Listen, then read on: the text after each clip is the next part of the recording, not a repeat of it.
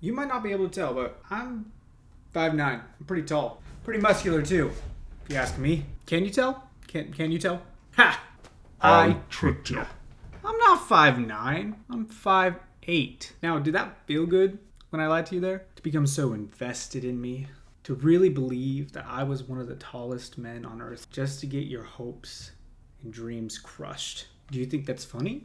Entertaining? No. You probably want to click off the video right now. Who would ever want to be lied to like that? Who would ever think that that is an okay thing to do? Fox TV, actually. Fox thought this was such a good idea that they turned it into a TV show.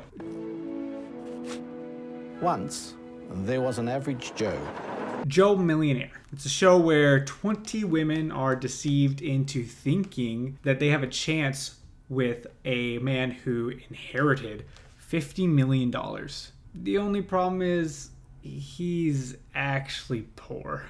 Now, Evan will invite 20 women to a chateau in France who believe he has just inherited over $50 million. Oh my God! So you have 20 women, flown to France by the way, all with the hope of meeting this dream guy who's inherited $50 million, and they're gonna start their new life. Meet Evan Marriott. Joe Millionaire, his name's not even Joe, his name's Evan. The premise of this show is actually pretty interesting. You'll see what I mean. It's a very classic early 2000s show. You know, we're degrading women, calling them gold diggers, lying to a bunch of people, and probably scarring them for life, all for a few cheap laughs. Now, Evan, the guy that they found, I don't even know why he wanted to be on the show. I don't think he needed to do this to find love.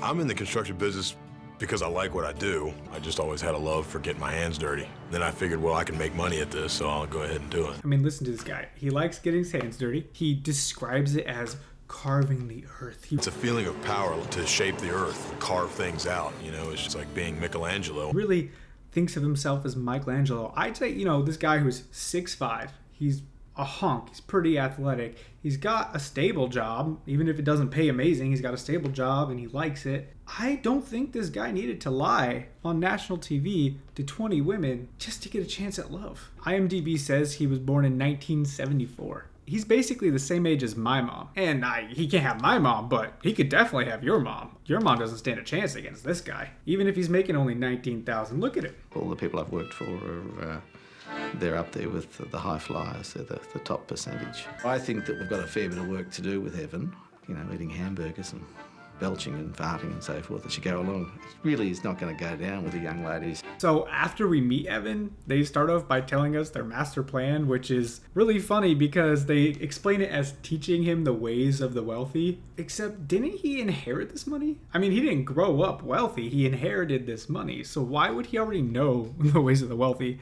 Unless they're trying to say that when you come unto a lot of money, you're just kind of bestowed upon the gifts of the ways of the wealthy. Hello? I'm sorry to tell you this, sir, but your very rich uncle has died. Oh no. Wait, why do I all of a sudden know exactly what wine goes with which meat and how to do a perfect ballroom dance? And why do I have a sudden disdain for poor people? Ugh! And so they keep talking about how he's going to find out the woman that he actually ends up wanting to be with. He will lavish them with riches in order to find the woman who will love him for who he is. This is a bit of a contradiction, right? Wouldn't lavishing them with riches kind of be the opposite of trying to figure out who likes you for who you are? Like, it sounds like he doesn't want these women to just fall in love with him for the money, which, bro, this is the show you chose to be on. But he's going to figure that out by giving them gifts. It just doesn't make sense to me. I've never dated somebody that made a lot of money. You still aren't if he inherited it, right? He didn't make anything. Evan's kind of a shy guy, so it takes a woman to approach him before anything happens. It is awkward. I think the women intimidate him a little bit. Pretty much just said right out, you're not ambitious enough. Okay, so we get a little glimpse into why he's on this show. Him and his friend are kind of telling this story that he's too shy and so he can't approach women. I'm not buying that. Come on, he's gonna go surround himself with 20 women, lie to all of them about, you know, a pretty monumental thing, and he's gonna do it all on national TV. That doesn't really scream introvert to me. And out of those 20 women, I'm gonna find out which one really likes me for me and not the supposed $50 million inheritance. So then why are you on the show? I mean, don't give me that whole shy thing. If you want to find a woman who's not going to want you just for $50 million, then don't lie to them about having $50 million. It's not that complicated. So poor boy here continues on. He's got to go through etiquette classes to learn the ways of the wealthy, of course. Steak, Red. quail, Red. quail. Oh, no, white. White, good. But he's just a dumb oaf because he's poor. So it makes for some good, goofy, and relatable content.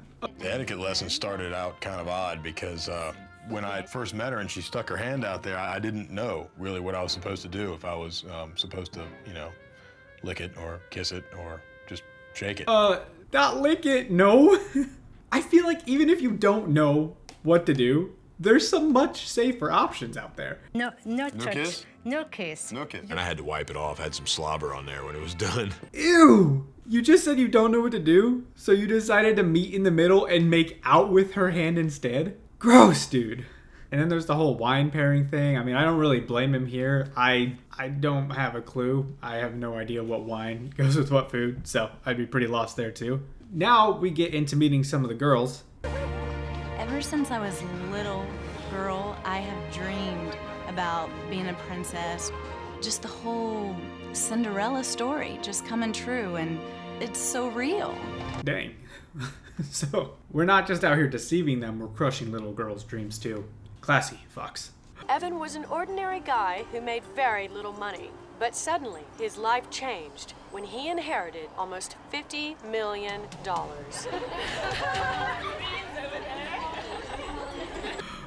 Why are they so shocked? Were they not told why they were on the TV show? Were they just told to show up? I feel like this is something that should have been explained beforehand. After the ball, we've asked Evan to select only 12 of you to remain at the chateau. So the girls are all happy, and then they're told only 12 will remain after this. So they're eliminating 8 women in the first episode. Could you imagine getting on a plane and flying to France, not even knowing why, apparently, and then being told that you might win $50 million, and then you have to fly home the same night because you didn't dance correctly with this guy? It really kind of makes you wonder what they have going on in their lives or don't have going on in their lives. They got a lot of money, girls. $50 million. That's awesome. Maybe they really did just show up without knowing what the show was about. We found out probably 20 minutes before that he was gonna make a visit. We didn't expect it, so I think that was a little more nerve-wracking. Yeah, they really don't tell these girls anything. The kind of guy I'm looking for is passionate about his job, his work.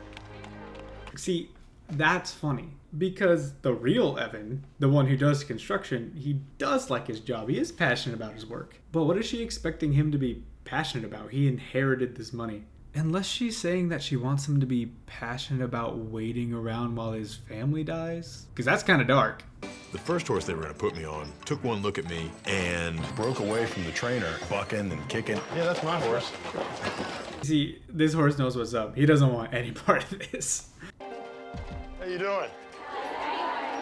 Once I saw each girl, it was kind of funny because I was trying to zero in on each girl just to find out if I could see firsthand if they were going to like me for me and not my money. What is this guy, a mind reader? He just comes riding up on the horse and he's just staring the girls down. Her? Yeah, no, she's a gold digger. Get her out of here. Get her out of here. Sorry about the horse. He was white, but he hadn't had a bath yet. Man's got jokes. I love how you can see the relief that washes over these women when they see Clark Kent riding up on a horse. They're just so happy that he's hot and they don't have to pretend in order to get the $50 million. Could you imagine if it was like some 60-year-old dude that came riding up on the horse?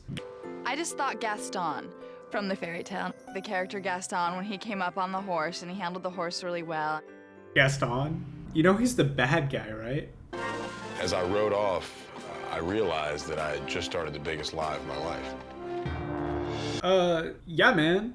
You just realized this? It took Cowgirl to make you realize this? How hard did you hit your chin on that horse? It's very simple. What's going to happen is there's going to be dress selection, and you're all going to go into the dining room and select your dress. And so after they meet Evan, they start preparing for their first trial. They're throwing a ball for the girls in order to give Evan the chance to get to know them a little. And in order to go to the ball, they need to pick a dress. What are we gonna do about this room full of dresses? 20 women, 20 dresses. We tried to rationalize a game plan. 1 through 5. So the producers obviously strategically put only 20 dresses in there for 20 girls. Like, you know, they set this up on purpose to cause contention.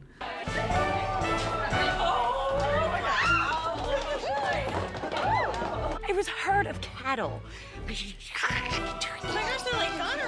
There's no reason why a guy with $50 million couldn't have stocked up on a few more $15 dresses from Ross. Not saying anything bad about Ross, by the way. That's where I get all my clothes. No, but you can tell that they really tried to get a lot of drama out of this where there wasn't any. No, it's not okay. This color is horrendous. Naturally, they all wanted to look good for their millionaire, and they were determined to get the gown which they wanted. It was a bit like a pack of hungry wolves. Just really cringy to watch what they try to do with it, because the girls are normal people who were just thrown into a very sucky situation with the dresses. Gown selection brought out in the girls characteristics of their personality that we previously hadn't seen. First of all, bro, you haven't known the girls for more than an hour. Secondly, what did you expect? You perfectly orchestrated this to be chaotic, and you're dumbfounded when it actually happens. Oh, but you know, silly girls, they're just so vicious and catty. I'm a competitive person.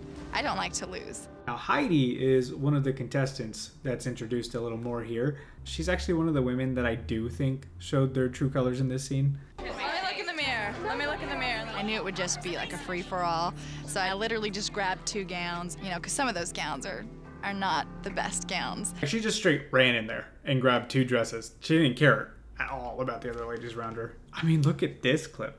Can I try that one too? I know you're not sure. No. It's so funny because you can tell that the producers saw this moment and knew right away, we have to keep this girl purely to cause issues later. Also, one of the girls literally just couldn't fit any of the dresses that were left, and instead of playing it off and having one of the seamstresses modify it, they decided to make it a big deal like she was fat.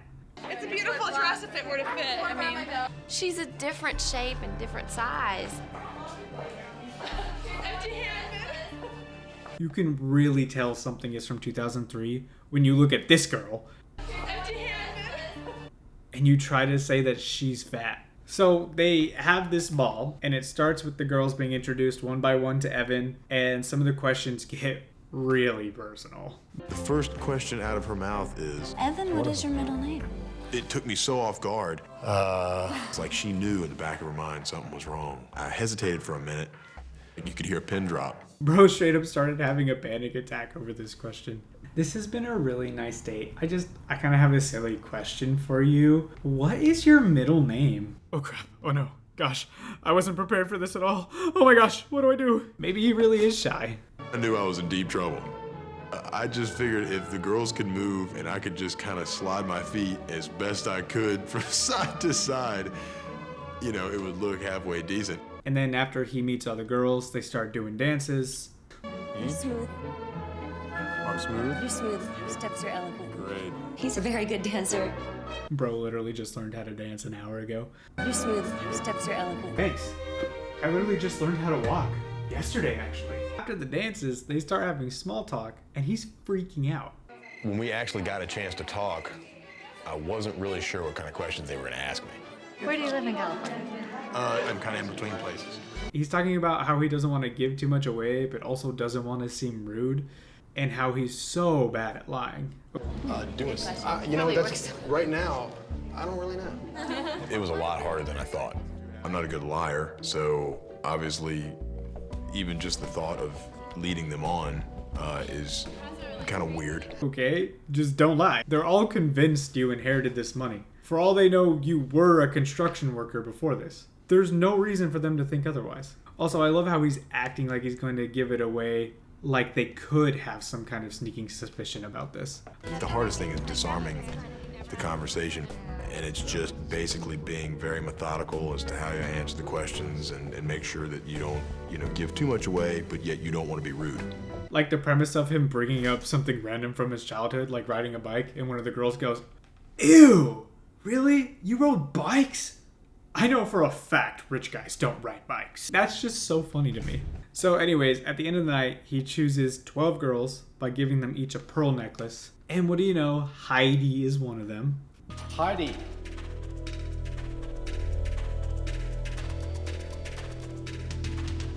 Heidi made a great impression on me because she was kind of ballsy. She really stood out.